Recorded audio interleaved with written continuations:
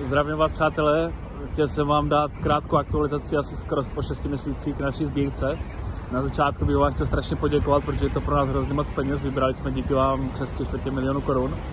Trvalo mě skoro 6 měsíců, než jsme našli organizaci, které ty peníze z Česka můžeme poslat na Ukrajinu, aby jsme splnili všechny zákonné povinnosti a všechny regulace, které jsou s tím spojené.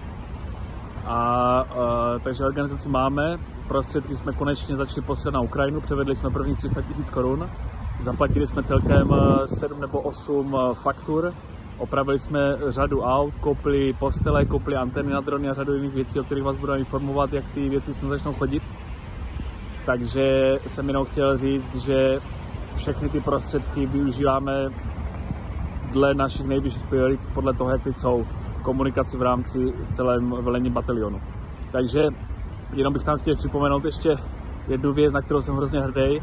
100% těch prostředků používáme na to, co potřebujeme. Ta 5% komise nebo 5% provize za ty převody, náklady spojené s bankou, poštovním, dopravou a podobně, tak to platím já ze své výplaty. Jo? Teď na těch 300 000 jsem zaplatil tím pádem prvních 15 000 korun. Takže skutečně 100% vašich peněz, které pošlete do poslední koruny, je tady použitý na ty věci, co my kupujeme. A zároveň na ně dostávám 10, 20, někdy až 40% slevu. Takže já budu postupně zveřejňovat i nějakou tabulku k konci té sbírky, na co přesně jsme ty peníze použili, tak abyste měli jistotu, že přispět nám přímo na batalion je ta nejefektivnější způsob, jak můžete podpořit ukrajinskou armádu, protože to je přímo na frontu. Takže hrozně děkuju a tady z nádherného Charkova se s váma zdravím. Ahoj.